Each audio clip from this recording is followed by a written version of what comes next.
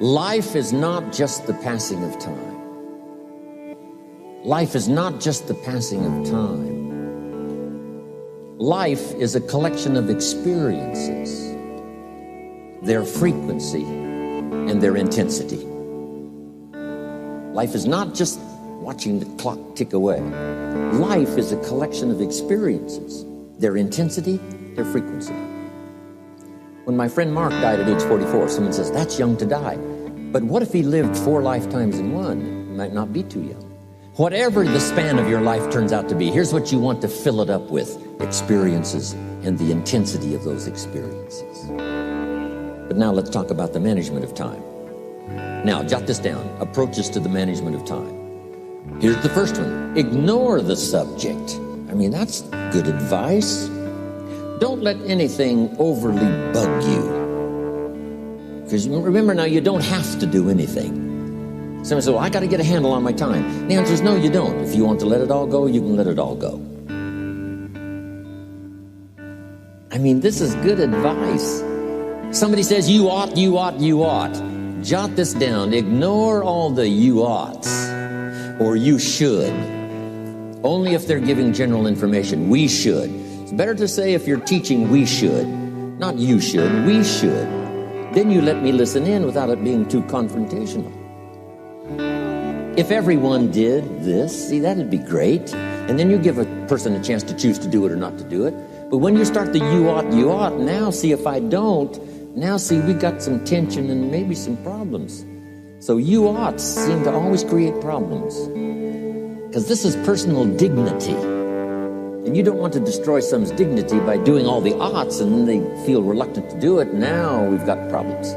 So if you want to, just ignore this subject on time management. Now here's the next one. Step down to something easier. The guy's in sales and he says, oh, I want to own the company. Finally owns the company. Now he's got no time to play golf. He said, when I was in sales, I was making big money playing golf 3 days a week. Heck with this owning something. Heck with managing. My life was never my own after I started to manage. I'm going back to sales. See, this is the key. If you're getting too pressed, you might consider stepping down to something with a little easier time pressure. Little girl says to her mother, Daddy comes home, brings his briefcase and pats me on the head and says hello, disappears and works on his papers. How come my daddy doesn't play with me? And her mother said, look, your daddy loves you very much, but he's so busy at work, he can't get it all done, he has to bring it home. He loves you, but that's why he can't play with you. And the little girl said, why don't they just put him in a slower group? So, jot this down now. If you don't have time for your kids, you might consider joining a slower group. Remember when I said some things I went for cost me too much? So reconsider. Next key to time management, and that's work longer and harder. But see, there's a limit to that. I almost lost my health the first year. I went so crazy about personal development and achievement. I just went bonkers. You know, I told you I was skinny, but at the end of that first year, I was a walking shadow. And then it suddenly occurred to me, what if I got rich and too ill to spend it? I mean, that was a shocker. So I started developing a little more reasonable. Because I said, if 12 hours won't do it, I'll work 14. If that won't do it, I'll work 18. I mean, how many hours it takes. And sure enough, it cost me too much. So see, working longer and harder for some might be appropriate. You know, if you're just sitting around not doing that much, this might be good, work longer and harder. But you can only work so hard. Here's the key, not to work harder, but smarter. When you've worked as hard as you can, doing the best you can in terms of physical output in the time, reasonable time. Now here's the ultimate in the management of time, and that is you simply become more skillful. When I first got into sales, you know, I was around people that could get, 9 out of 10, 8 out of 10. And when I first started, I could only get 1 out of 10. But here's what I did. I worked around the clock, so that I would make up in numbers what I lacked in skill. That's good in sales. You got to jot that down. When you're new, you make up in numbers what you lack in skill. Now, when you become more skillful, the numbers can go down because now your persuasive ability and all of that is now so high that you don't need to put as many numbers out. But at first, if you want to compete or if you want to really get good, you've got to put in the numbers. But if you get more from yourself, develop more of yourself, now the time management becomes an easier task. Now here's the next thing.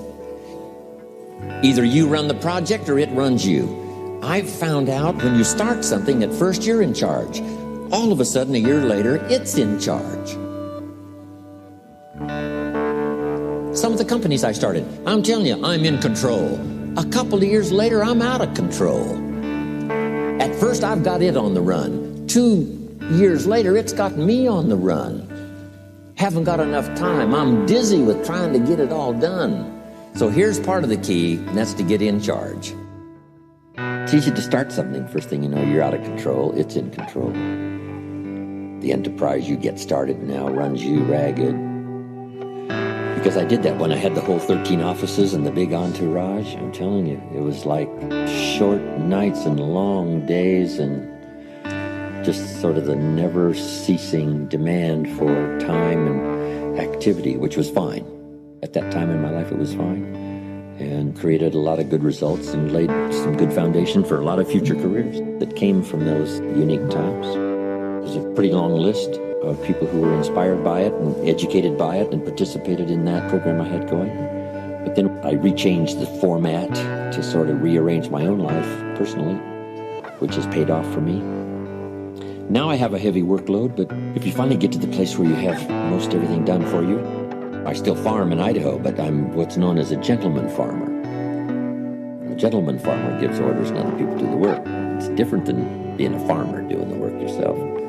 I know that because I was raised in the farm country where I still have my farm, but now I have the luxury of participants who look after my agriculture, look after my home building. My daughter looks after all of my accounts and my residences and my real estate, and I have good partners in business.